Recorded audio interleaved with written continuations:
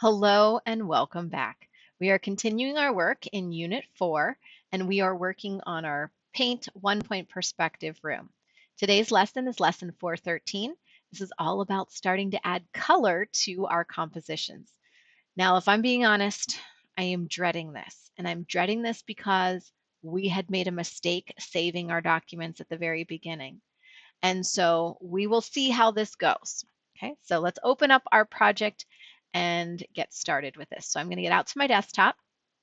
I'm going to go to Documents. I'm going to go to Digital Art Studio. I'm going to go to 1-Point Perspective Room. I'm going to find our project. I'm going to right click on it, open with, and force that program or project to open in the program Paint. All right, so there is our room. Oh, this is the wrong file. Hold on. I think I put it in the wrong folder the last time. This is the one we want.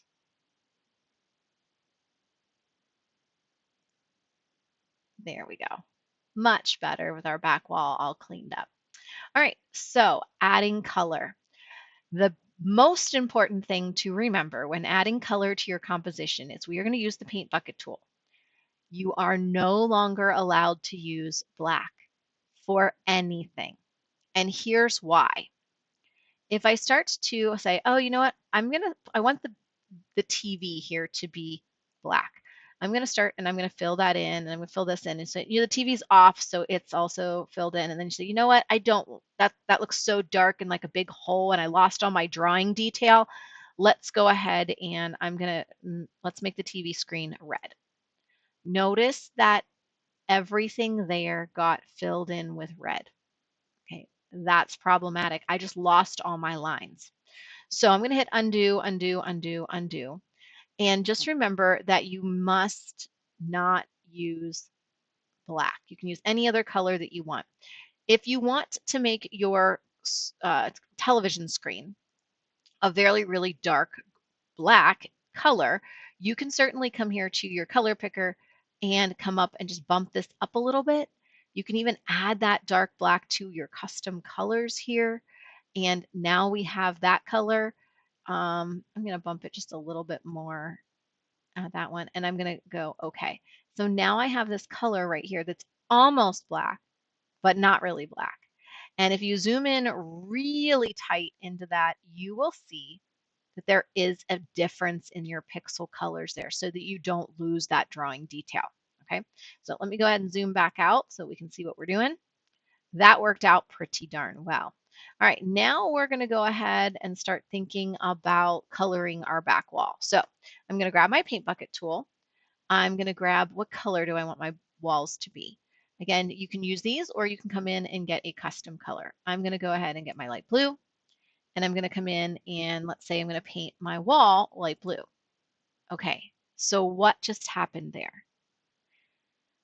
If you are noticing, there are a bunch of little empty pixels. And so when I click in the back wall, anywhere that paint, think of it like pouring liquid out into that surface. If there's a gap in your pixels, that is going to continue to the paint flow into those gaps and fill those areas. So you need to, if that happens, solve the problem immediately. Go back with your pencil tool, get that black color, come in and close that and add that pixel back in, something like that. And now when we go to paint and we choose a color, it'll stay in there, except it got in down here and it got in over here and stuff, and it filled in all of those areas. So if there is an issue, you need to solve it, find those pixels and solve it immediately.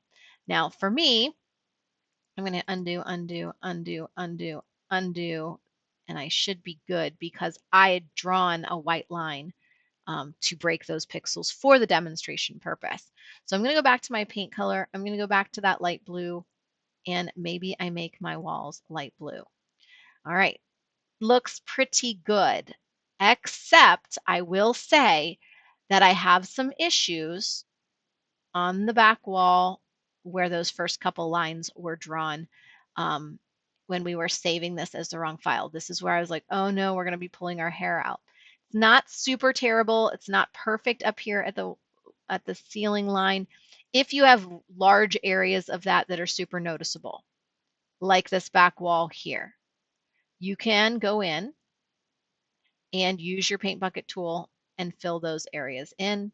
Remember you're using, or notice that I'm using the edge of the tip of the paint bucket to fill those in, or you can actually go in with your line tool and you can make it a couple pixels wide and you can go in and fill those pixels in that way. You can also use your pencil tool if you need to get just 1 or 2 pixels and clean that up. Okay. This is all because we didn't save this as a BMP from the start and we saved it as a project file. I do have it in my notes so that next year I will not do that. Okay, I'm just going to do that and set that line. Again, I'll draw another line perfectly straight. I'm going to stretch it down and then I'll just back it off with my keyboard and set that line. So if you have any areas that are like really terrible like that, I'm not going to worry too much about the ceiling, but I feel like this one over here stands out really badly too. So I'm going to zoom in over there. I'll draw a line and then use my keyboard to back that line off and set that. Ooh, I lost a couple of pixels up here. I do need to put those back in.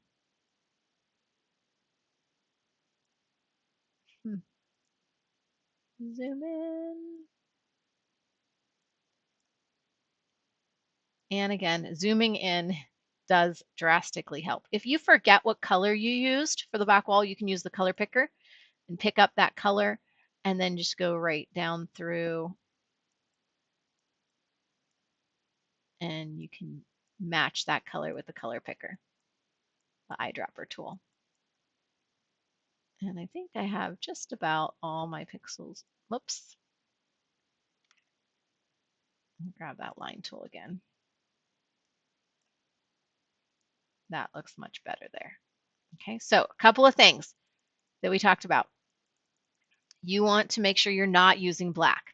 You want to make sure if the pixels or you're missing a pixel and it starts to fill in more than you had expected, go back with that black outline tool or your pencil tool and find those missing pixels and correct those issues right away.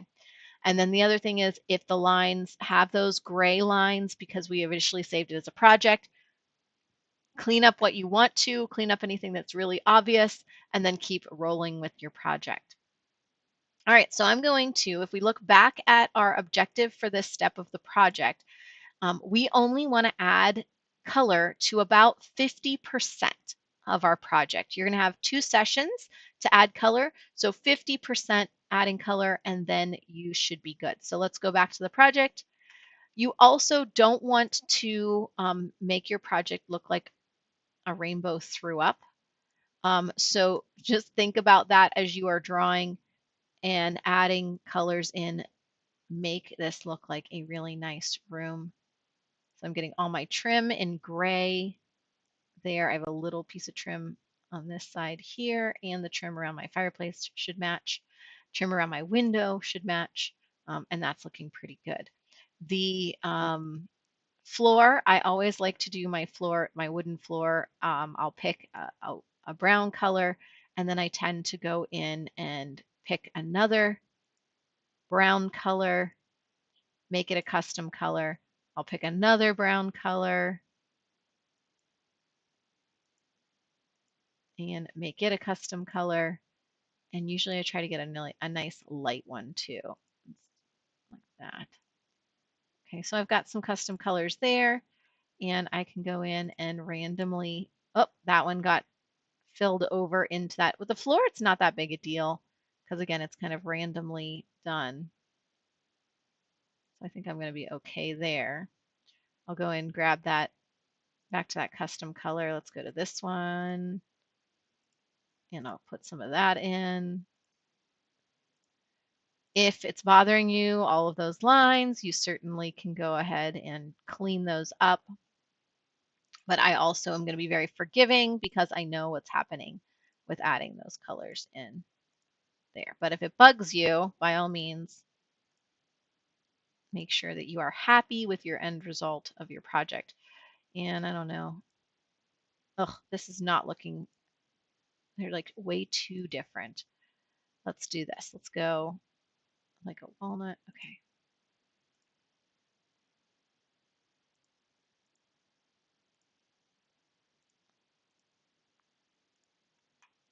And then I'm going to go up a little bit, choose that one.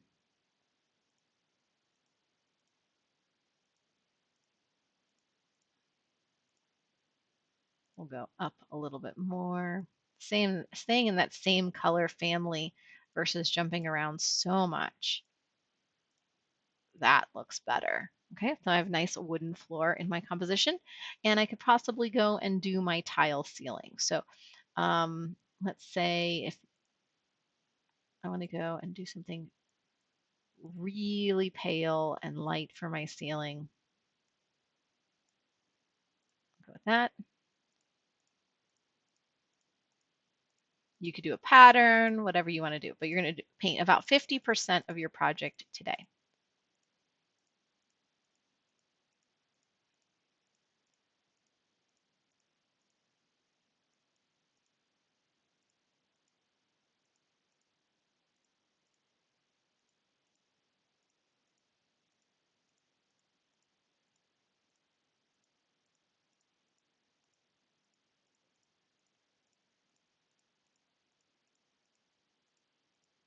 There we go. I'm going to zoom back out to 100% so we can take a look.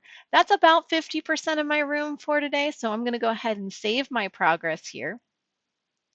One of the things that you want to stay away from, we're going to talk about adding pictures into our televisions, adding artwork into our frames on the back wall and things. So I am not going to fill in those areas. I'll leave those areas white, but everything else should have a color. So if you have any concerns about painting or adding color to about 50% of your document, please reach out and let me know. I've already hit save, so I'm going to go ahead and do my screenshot here for this progress photo. Remember to get the whole program involved in that screenshot as well. Fabulous. I'll open that screenshot up and save this. So we're going to hit save. We're going to go into our